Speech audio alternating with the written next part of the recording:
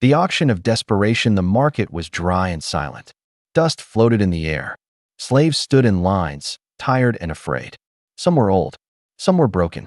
Others cried softly, their heads low. But one girl stood straight, her skin shining under the weak sunlight. She had no clothes. Her body was thin, but not weak. Her face was soft and beautiful. Her long silver hair touched her shoulders. Her golden eyes looked forward, not down. She was not just any alien. She was one of the rare kinds, made perfect by birth or science. No one knew. But she stood alone, ignored. The traders called out names and numbers. Nobles and aliens in fancy clothes walked by, choosing slaves like items from a shelf. Some laughed. Others made dirty comments. Many stopped at younger girls or stronger males. No one looked at the perfect girl. She had been on sale for days. No one touched her. No one bid. Too clean, one alien said. She's too proud, said another. She'll cost more to break than she's worth, laughed a third. The girl heard it all. Her stomach had not been full for many days. Her legs shook. But still she stood. She looked around one last time. No one cared. Her heart beat faster. She knew she had only one option left. She raised her voice. My body is perfect, she said. You can have me, for food. Everyone stopped. Some turned to look. Others whispered. A few laughed again. But no one stepped forward. The girl took a step forward and fell to her knees. Her voice cracked, but she kept speaking. I am healthy. I am clean. I am strong. You can eat me, or do whatever you want. Just give me food first. Still, no one moved. No one offered help. She was alone in the center of the market. Then footsteps. Soft, slow, heavy boots on dry ground.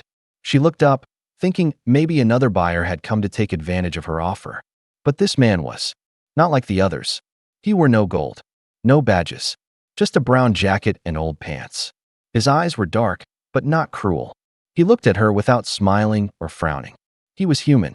She had heard of humans. Some called them kind. Some called them dangerous. Most said they were strange. The man stopped in front of her. He said nothing. He looked down at her, kneeling in the dirt, her hands shaking, her lips dry. She expected him to name a price. But he didn't. He pulled a small bag from his coat and took out something wrapped in cloth. He opened it. Inside were soft pieces of bread and dry meat. He held it out to her. The girl stared at the food, then at him. You want something in return? She asked. No, he said. Then why? Her voice was weak, confused. You're starving, he said simply. Eat. Her hands reached forward slowly, shaking. She took the bread, not believing it was real. As she ate, she kept looking at him. No one had ever fed her without asking something back. The crowd around them laughed again. Look at the fool human, someone shouted. Buying trash with food? She won't even last the night. Take her to your trash can, human. The man didn't respond. He took off his coat and gently placed it over the girl's shoulders.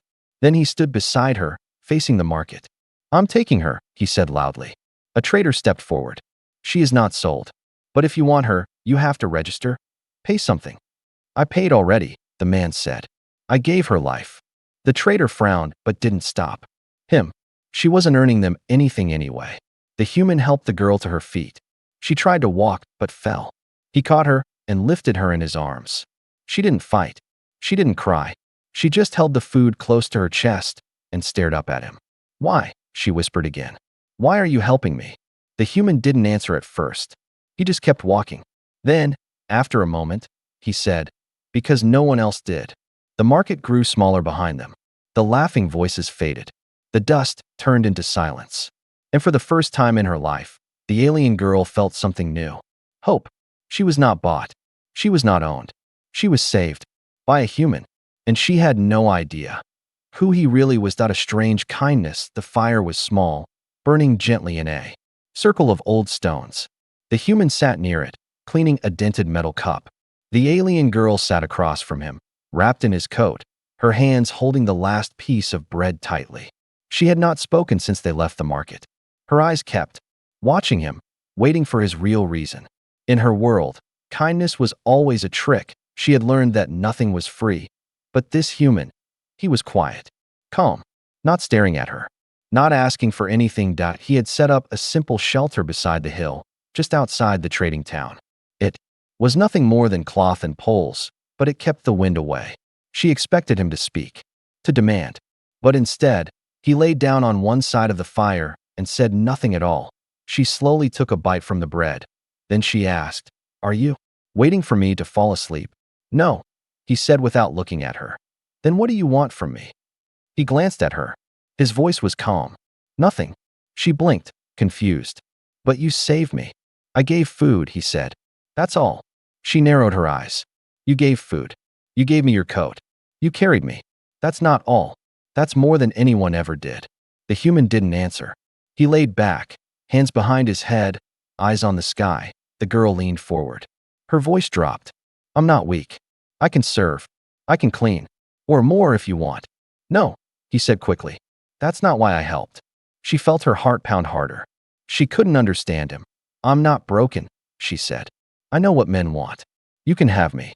I don't want you like that," he said simply. Silence fell again. The fire cracked. She looked down at her hands. She had been trained, shaped, sold, rejected, but never protected, never fed without a price. She didn't trust it. "You must want something," she whispered. The human turned his head slightly. "I want you to eat and rest. That's all." The girl leaned back, holding the coat closer. Her body was tired. Her mind was racing. She watched him as his eyes slowly closed. He was going to sleep, just like that. No chains, no commands, no threats. She didn't know whether to run or stay. That night, sleep didn't come easily. She sat awake, staring into the fire, trying to understand. Who was this man? Why didn't he act like the others? In the middle of the night, she saw him shiver. He had given her his coat. Now he lay cold under the open sky. Slowly, without thinking, she got up and walked to him. She gently placed the coat over his chest again. His eyes didn't open, but his lips moved. "Thank you," he whispered. She returned to her side, feeling something strange in her chest. Warmth. The next morning, he cooked something simple. It smelled like old herbs and dry meat, boiled in a tin bowl. He handed her a piece of flatbread. "Eat slowly," he said. She sat beside him, eating carefully. Her body felt stronger, but her heart was still unsure. "Why are you alone?" she asked. "Why were you alone?" he replied. She looked away. "No one wanted me." "I did," he said. She looked at him again. "But not for the same reason." "No," he said. "Not for that." They ate in silence. But it was not the cold silence of fear. It was quiet and soft. Later that day, he showed her how to gather wood and purify water. He didn't give orders. He asked, "Can you help me carry this? Want to try lighting the fire?" Each word built a small bridge. She was not just a body now. She was a person. By nightfall, she laughed for the first time in years. Just a little. But it was real. He didn't react, but she saw the small smile in his eyes. Still, she asked one more time, "Why did you choose me?" He thought for a long time, then said, "Because I saw someone give up, and I couldn't let it happen." The wind blew gently. The stars above them sparkled like cold fire. She looked at the human, no longer with suspicion, but with something else, trust, and deep inside, a tiny hope began to grow. Maybe not all humans were cruel. Maybe one human could change everything. The humans rule. The days passed slowly. The alien girl stayed close to the human. She watched him from a distance at first, unsure of what to believe. But each day, he showed the same thing, kindness without questions. He gave her food without asking. He spoke to her like an equal. And still, he never touched her. She didn't understand it. One morning, while he was fixing something near the fire, she walked up to him, silent but determined. She stood in front of him and let the coat drop from her shoulders. Her body was clean now. Her skin had color again. She had eaten. She had rested. She looked stronger. "I'm ready," she said. He didn't look up. "Ready for what?" "For what you must want," she replied. "You fed me, saved me, helped me. I owe you." He finally looked at her. His eyes were sharp, not angry, but serious. "Put the coat back on." She didn't move. "Why are you pretending? Everyone takes. You saved me. Now take what you want." The human stood up. "Now I level with her." His voice was calm, but strong. "I don't want your body. I want you to live." She looked at him with confusion. "But what am I, if not a body?" "You're a person," he said. "You don't owe me anything. You don't belong to anyone." "No one's ever said that to me," she whispered. Then remember it, he said. It's my only rule. She stepped back and pulled the coat over her again. Her heart beat fast, not in fear, but something deeper. No one had ever refused her like that. No one had ever wanted her not for her looks. From that day, she followed his rule. You belong to yourself. He taught her more each day. How to clean wounds. How to cook with wild roots. How to hide their camp from eyes above. She was a fast learner. But deep inside, a storm was building. A question she didn't know how to ask. One day, while cleaning, near the edge of the trees, her legs gave out. She fell hard, unable to breathe. The world spun. Her body burned. The human rushed to her side. He touched her forehead. It was too hot. She was burning up. You need help, he said quickly. She shook her head. I'll be fine. No, he said firmly. You won't. He picked her up without asking. She tried to speak, but her throat was dry. His arms held her close as he moved fast through the trees. She thought he was taking her back to town, but he didn't. He went somewhere deeper, hidden under the old rocks, an entrance to a secret place. The door opened with an old code. Inside, machines hummed quietly. Cool air touched her skin. A small medical bed slid out from the wall that he laid her down gently and started typing on a screen. You know this place? She asked weakly. I built it, he replied. She stared at him, confused. But you're just a simple traveler. No, he said. I used to be more. He injected something into her arm. Nothing painful. Just cool. Her breathing slowed. Her vision cleared. As she rested, she looked at him. His face was focused, strong. There were small scars on his hands. A tattoo on his wrist, half faded. What were you? She asked. He paused for a moment, then answered quietly. A soldier. She blinked. But you don't kill. I try not to anymore. She looked around the room. The tools. The tech. Everything was clean. Organized. You live like a poor man, she said. But you are not poor. I chose this life, he said. After the war, I had enough of killing. I just wanted to fix things. She touched his arm. Then why fix me? He looked into her eyes. Because I couldn't save someone once. I won't let that happen again. That night, as she lay in the quiet room, she thought deeply. She had offered herself so easily before, because she thought her body was all she had. But the human never saw her that way. He had rules. Strong ones, and slowly, she began to build her own. She would learn to live. She would learn to fight, not with weapons, but for herself, because someone believed she was more than a body, and maybe he was right. Asterisk whispers in the dark. The girl no longer looked like the one who stood in the slave market. Her face had color again. Her eyes were sharper. Her voice was stronger. But deep inside, she still carried a question. Why him? Why this human? He was not rich, not powerful. He lived simply. But everything about him felt dangerous and familiar. One evening, as they sat near the quiet stream outside the cave, she saw him working on a small metal device. It looked like a badge, the kind used by soldiers long ago. She leaned closer. The badge had a small crack and a strange code printed across it. What is that? She asked. He paused. Nothing important. She didn't believe him. Later, while he was out gathering wood, she quietly searched through his gear. She didn't want to steal, just know the truth. Inside his bag, she found a folded cloth. Wrapped inside was a chip, old, dusty, and military grade. Her hands trembled. She slid it into the side of the comm panel near the wall. The screen came to life. Unit name, Commander Elias Gray. Status, retired, Elite Human Forces. Code rank, level black, do not engage. Last mission, Galactic Warfront. Zeta, year 72. Last known order, protect civilians at all cost. Her breath caught in her throat. Commander? This simple, quiet man was once one of the highest-ranked warriors in the galaxy. Why was he here, hiding among broken tents and cooking old roots?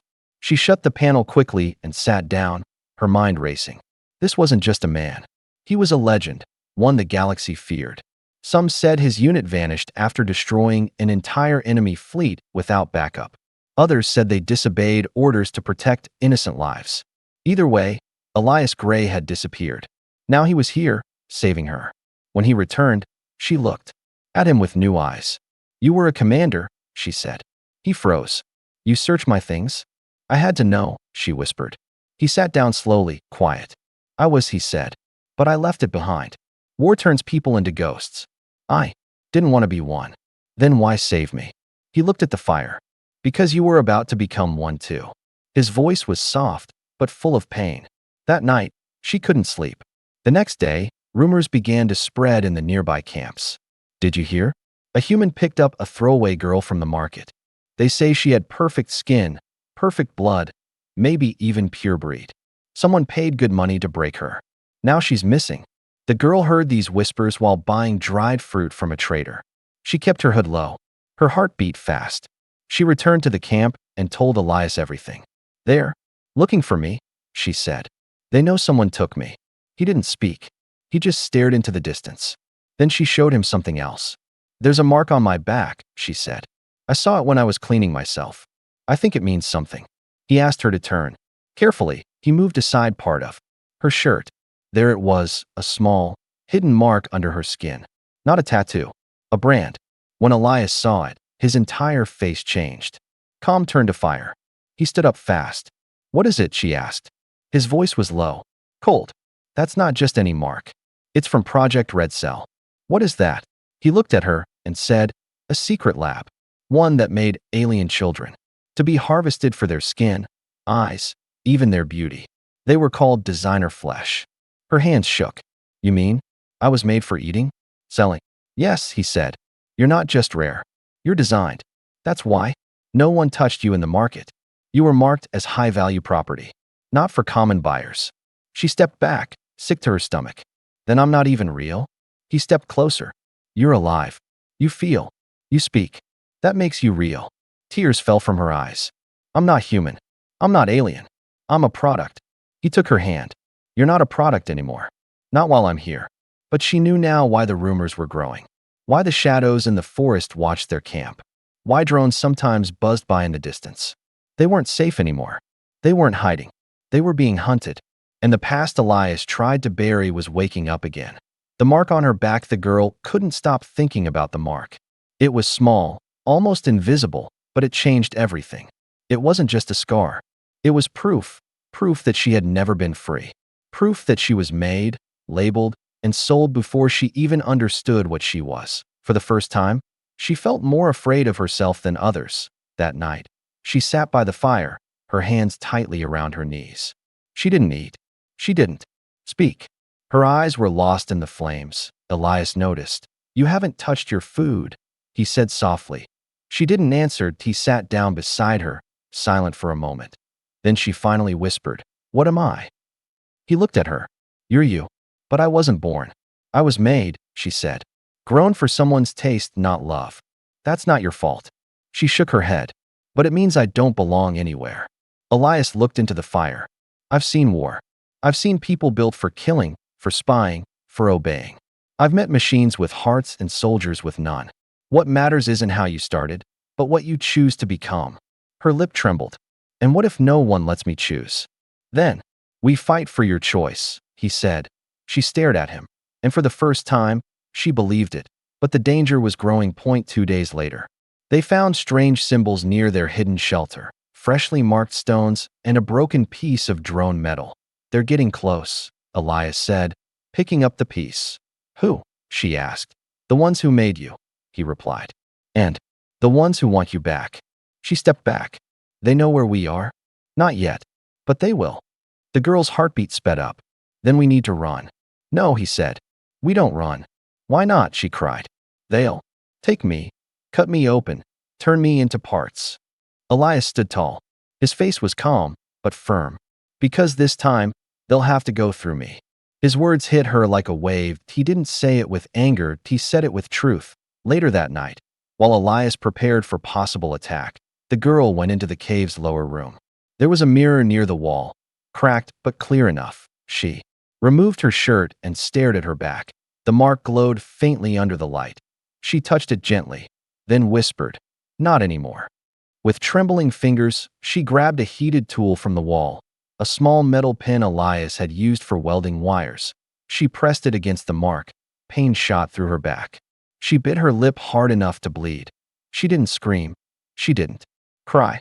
She just burned the mark. When Elias found her, the air smelled like burnt skin. What did you do? He shouted. She turned around, tears in her eyes, but her voice was clear. I erased it. He rushed to her and checked the wound. You could have infected yourself. I don't care, she said. I'm not their product anymore. He wrapped her wound gently. His hands moved slowly, carefully. You didn't have to do that, he said. I did, she replied. Because I'm not a thing. Elias nodded. No, you're not. The next day, she helped him prepare defenses. She didn't hide. She didn't wait. She learned. She trained. And when he handed her a small blade, she didn't hesitate. She took it and said, I'll fight. He looked at her with pride, not pity. You've already started, he said. Outside, shadows moved through the forest. The ones who branded her were coming. But they didn't know something had changed. She was no longer alone. And she was no longer afraid to bleed for her freedom. Asterisk. The hunt begins. It began with silence. Too quiet, too still. The wind had stopped. The birds no longer sang. Even the fires seemed to burn softer, like it knew something was coming. Elias felt it first. They found us, he said without turning. The girl's heart dropped. Her hand moved to the small blade at her side. The same one Elias had taught her to use just days before. How many? She asked. Too many, he replied. But not enough to take you. That night, the sky turned red as engines buzzed. Above the treetops, black ships, small and fast, circled the area. Lights scanned the forest. Shadows danced between trees. Then they came, silent, masked figures in dark armor, weapons glowing. They didn't speak. They didn't shout. They moved like hunters. Because they were. The girl froze when she saw them. She had seen those uniforms before, long ago in a lab, behind glass walls. These were not soldiers. They were collectors, trained to bring products back alive. Elias stepped forward, shielding her with his body. I'll handle this, he said. He pulled out a small device from his coat and clicked it. The ground under the attackers lit up. Old traps, still working. Flames exploded. Wires flew. Screams echoed through the forest. But more kept coming. The girl grabbed a stone and threw it at one attacker's head. It didn't stop him, but it distracted him long enough for Elias to strike. He moved like a ghost. Fast. Silent. Deadly. He wasn't the quiet man she had known. He was a warrior again. One by one. They fell. But then, Elias was hit. Got a blast to the side. He dropped to one knee. The girl rushed to him. Elias. He looked up at her, blood on his lips. Run. Now. No, she said, tears filling her eyes. Please, don't waste what I gave you. She held him. You gave me more than food. You gave me myself. I won't run from that. She stood up, shaking but firm. The attackers circled her, confused. She wasn't supposed to fight. She was supposed to be scared. But she wasn't anymore. She raised her blade. I'm not your property, she shouted. One attacker stepped forward. She dodged his grab and cut across his leg. It wasn't deep, but it was enough to show them she would not be taken. Then came the sound. A blast. Loud, sharp. Behind them. One of the black ships exploded in the air. She turned to see Elias, still down, but holding a hidden control trigger. His hand shook. His face was pale. But he had set off the final trap. Smoke covered the forest. The attackers scattered. Some fled. Some screamed for backup. Others lay still. The fight was over. She rushed to Elias, her hands shaking. Stay with me. He coughed, blood on his lips. Still breathing. She smiled through tears. You're the worst patient ever. He grinned weakly. And you're not bad for a former product. She placed his head in her lap. Don't call me that. What should I call you then? She paused, then whispered her real name. The one given to her before the lab erased it. He smiled. It's beautiful. As the fire burned low and the danger faded, the girl sat beside the man who had saved her. Again. But this time, it wasn't just him fighting for her. She had fought, too. She had chosen to stand.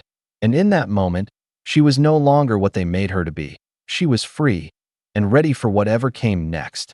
Asterisk. A new beginning. The sun rose slowly over the hills, casting golden light across the forest. Smoke still curled from the places where battle had scarred the land. The air smelled like ash and burned metal. But there was peace. At least, for now. The girl sat by Elias's side as he rested in the hidden cave. His wound was deep, but not fatal. She had cleaned it, wrapped it, stayed awake through the night to guard him. Just like he had once done for her, that he was no longer just her rescuer, that he was family. Elias opened his eyes and gave a weak smile. "You didn't leave," he whispered. She smiled back. "You'd have followed me if I did." He nodded. "Probably." They both chuckled softly. It was the first time laughter didn't feel strange. The girl stood and looked at the trees outside. She wasn't the same girl who had begged for food in a slave market. She wasn't the one who had offered her body to survive. She had changed, and now she wanted to help others like her. "I want to build something," she said to Elias. "A place for the ones who were thrown away." Elias looked at her. "You want to protect them?" "Yes," she said, "like you protected me." Over the next few weeks, she worked every day. She returned to the nearby camps, not as a lost girl, but as a voice of hope. She talked to others who had marks on their backs, girls with broken voices, boys who had never been touched with kindness. She offered them something simple, safety. Some didn't believe her at first, but then they saw Elias, the human who stood between one girl and death. Word spread. Soon, a group formed, quiet at first, then stronger. They called it Haven, a shelter built into the cliffs, hidden from greedy traders and cruel buyers. A place where no one was judged by their body or background. A place for healing, for starting over. The girl helped lead it. She taught others what Elias had taught her: how to survive, how to cook, how to protect, how to hope. And Elias, once a ghost of war, now worked with his hands to build, not destroyed. He fixed solar panels. He repaired old machines.